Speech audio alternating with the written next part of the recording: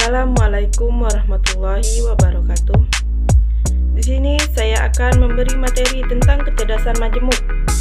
Nah, pertama-tama perkenalkan, nama saya Fadil Nilai. Di sini saya akan menjelaskan dari beberapa tentang kecerdasan majemuk. Nah, di sini pertama latar belakang kecerdasan majemuk. Awal mulanya kecerdasan majemuk karena dari kegelisahan Howard Gardner pada kecerdasan seseorang yang hanya dilihat dari intelektualnya saja. Sehingga selama 15 tahun, Howard Gardner berhasil meneliti kecerdasan tersebut.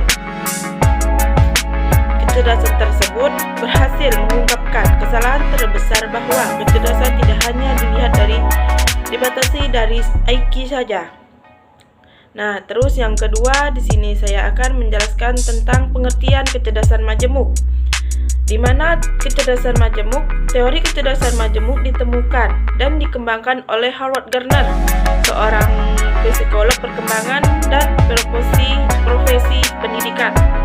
Kecerdasan majemuk adalah salah satu faktor utama yang mengutamakan kesuksesan kegagalannya peserta didik dalam belajar. Terus yang ketiga, di sini ada macam-macam kecerdasan majemuk. Yang pertama, kecerdasan linguistik verbal. Yang kedua, kecerdasan linguistik matematis. Yang ketiga, kecerdasan musikal.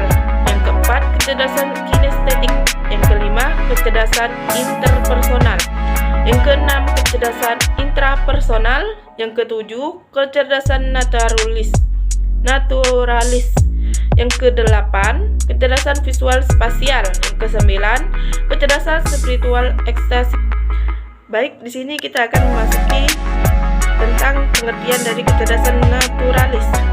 Nah, di mana kecerdasan naturalis adalah kemampuan untuk mengenal, mengingat, mengonsentrasikan, menganalisis, atau menguasai pengetahuan mengenai lingkungan alam. Nah, kecerdasan naturalis ini meliputi kepekaan terhadap semua jenis flora dan fauna, bentuk bebatuan dan fenomena alam. Nah, yang dimana anak-anak bisa dapat memahami tentang lingkungan sekitarnya. Terus, yang kedua, ciri-ciri kecerdasan naturalis berkembang baik. Yang pertama, menjelajahi lingkungan alam dan lingkungan manusia dengan penuh ketertarikan dan antusias. Yang kedua, suka mengamati, mengenali, berinteraksi atau peduli dengan objek, tanaman, atau hewan. Yang ketiga, mampu mengelola objek suatu dengan karakteristik objek. Yang keempat, mampu mengenali pola di antara spesies atau kelas dari objek. Nah, terus dari indikator kecerdasan naturalis, anak-anak memiliki kecerdasan naturalis tinggi, cenderung menyukai alam terbuka, akrab dengan hewan peliharaan sendiri. Terus, strategi kecerdasan naturalis ada dua solusi primer.